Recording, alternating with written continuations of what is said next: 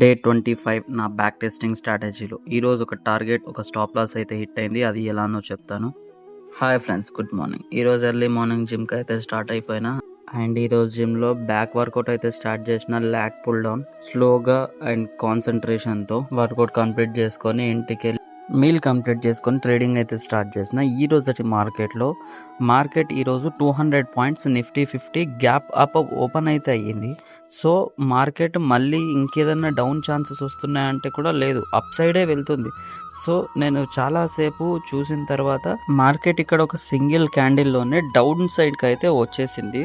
So ఇక్కడ నుంచి market ఏదైనా పైకి వెళ్తుందని చెప్పేసి పుల్ బ్యాక్ స్ట్రాటజీ పైన అయితే ట్రేడ్ ఎగ్జిక్యూట్ చేసిన.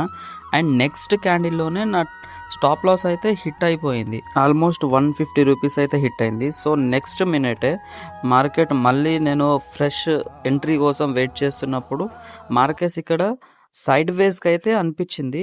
ఇక్కడ 15 మినిట్స్ క్యాండిల్ లో బ్రేక్ చేస్తలేదు, సో హై బ్రేక్ చేస్తలేదు. సో ఆ లెవెల్స్ని మార్క్ చేసుకొని ఇక్కడ ఏదైతే క్యాండిల్ బ్రేక్ చేస్తుందో 15 మినిట్స్ క్యాండిల్, అక్కడ ఎంట్రీ ప్లాన్ చేద్దామని వెయిట్ చేసినప్పుడు ఇక్కడ నాకు ఎంట్రీ అనేది దొరికింది. ఇక్కడ కూడా సేమ్ పుల్ బ్యాక్ స్ట్రాటజీ పైన నేను ట్రేడ్ అయితే ఎగ్జిక్యూట్ చేసిన. అక్కడ 15 మినిట్స్ క్యాండిల్ హై బ్రేక్ చేసింది. సో అండ్ ఇమీడియట్గా నెక్స్ట్ 15 మినిట్స్ క్యాండిల్ డౌన్ సైడ్కి వచ్చేసింది. సో అక్కడ నేను వెయిట్ చేసి క్యాండిల్ లో దగ్గర స్టాప్ లాస్ పెట్టేసి ట్రేడ్ ఎగ్జిక్యూట్ చేసిన. ఇక్కడ చాలాసేపు వెయిట్ చేసిన తర్వాత నాకు 1:3 టార్గెట్ కూడా ఇచ్చింది. నెక్స్ట్ 15 మినిట్స్ తర్వాత నా ట్రేడింగ్ స్టాప్ లాస్ కూడా హిట్ అయింది.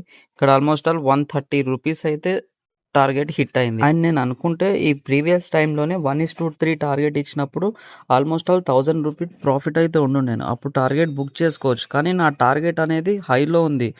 సో నేను అందుకే టార్గెట్ బుక్ చేయకుండా ట్రైలింగ్ స్టాప్ లాస్ అయితే హిట్ చేసుకున్నాను. So thank you, done for the day.